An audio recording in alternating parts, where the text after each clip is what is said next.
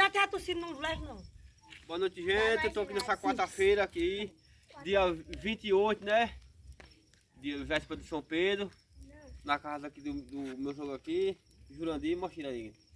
Ele não gosta muito de se apresentar não, mas tem que se apresentar. Eu não sei se é porque o bichinho não tem mais cabelo. Mas é besteira. Livre não, né? Graças a Deus. Aqui tem um milho aqui. Precisa mais. O milho para estar na fogueira, olha. Isso aqui é minha véia, como todo mundo já sabe.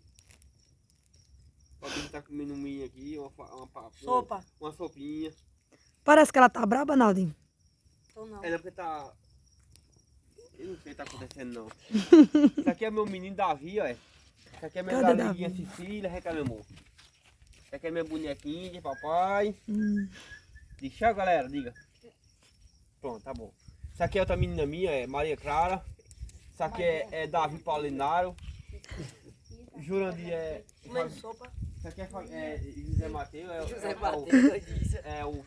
Matheus Paulo. Mateus Paulo é o meu padre, é o filhado, é como não pudim. Meu tiado, isso aqui é meu tiado.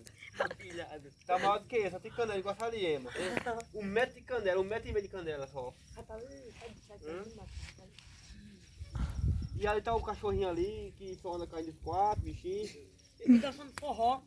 Já dançou tanto forró nesse São João. Mas não é aquela porra que pode dar foguete pra cá?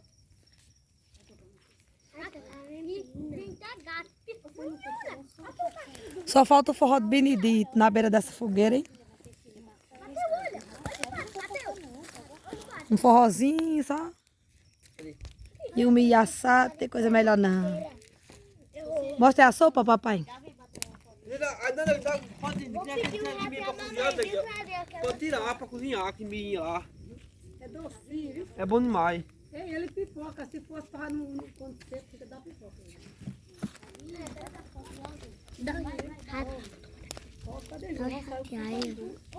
O menino tava tirando, rapaz, você sabe que você sabe. Eita, danado. Você sabe que tinha. Você, era pra você, eu ia tirar, porque o menino tava tirando. Sem saber tirar. É o povo de Deus aqui. Tira tudo.